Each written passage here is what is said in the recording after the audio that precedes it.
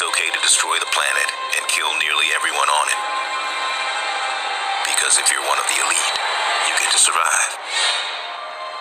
These crazy Cold War bunkers, like fantasy landscapes. They're kind of like monuments to elite delusion and paranoia, because they won't work, but they embody this self-justification. Yeah, sure, we can invest billions of dollars, trillions of dollars in atomic weapons and even use them, and civilization will survive. That's deranged thinking. It's 2017, just after Trump's inauguration. Media theorist Douglas Rushkoff shows up at an exclusive resort to deliver a talk about the digital future to a group of wealthy tech executives. I was in the green room waiting to go on when 5 men came into the green room and sat around this little table they had there. And I found out that there was no talk for me to go do, that these guys were the talk. And they didn't want to hear the whole thing I had prepared. They just started peppering me with these questions, like Bitcoin or Ethereum. Which one should they bet on? Or augmented reality or virtual reality, which did I think would win? And then the third question, the one that made me realize that this was more than I signed up for, they said Alaska or New Zealand, meaning where should they situate their bunkers for the event? For years, New Zealand has been an apocalypse escape destination for America's elite. Notable home buyers include the tech tycoon Peter Thiel, an outspoken supporter of Donald Trump.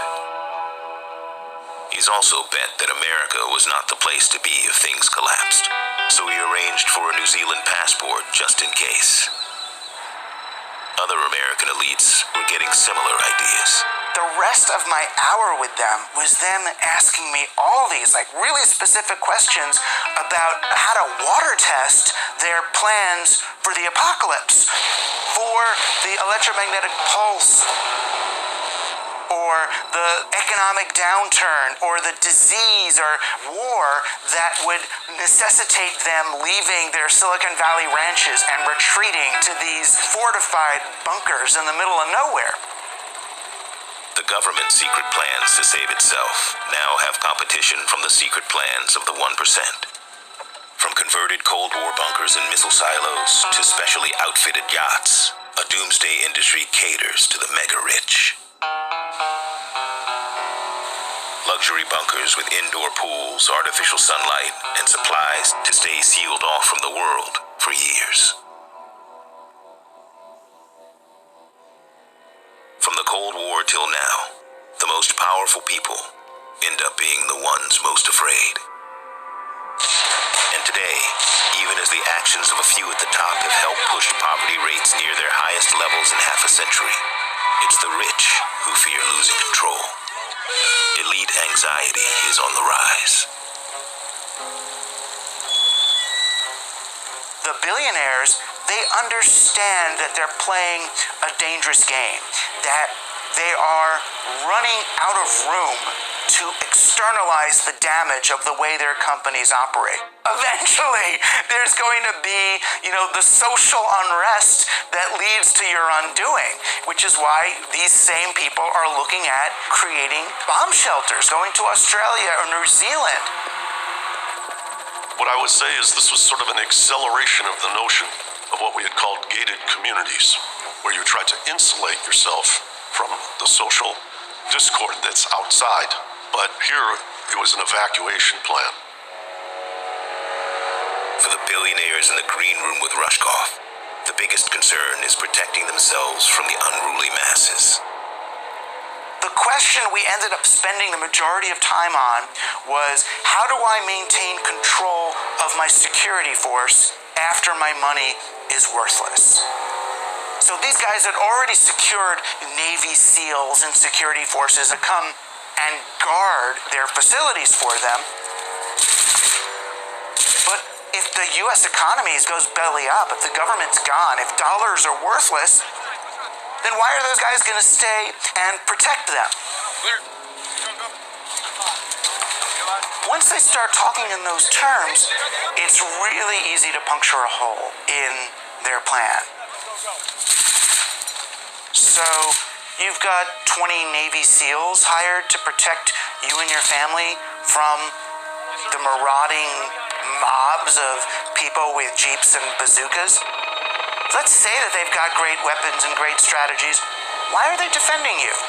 Why are they letting you be in charge? Why won't they want their commander to be the one in charge? Clear it, pop it. Any monarch or ruler who is depending on their military to maintain their power ends up in a military coup, right? They end up taken over by their junta. It doesn't work that way. So what can we do? And there's so one of those, I was thinking, we could do shock collars.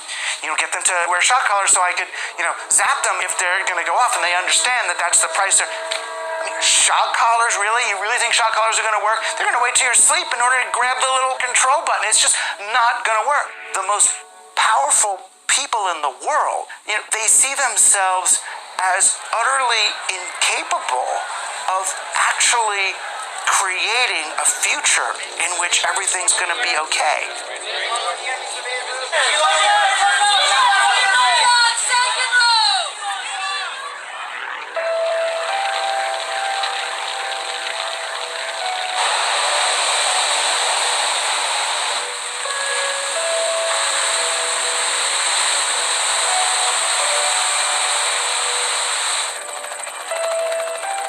They're going to bet all their money on how do they, as individuals, somehow survive that disaster.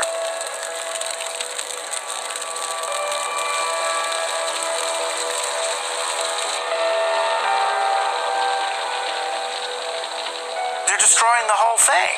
They're destroying the whole thing because they can't see a way out because of that paucity of imagination, because they don't want to acknowledge the larger operating system on which they're functioning. And they're slowly waking up to it, but rather than sort of come out of their mental bunkers and look at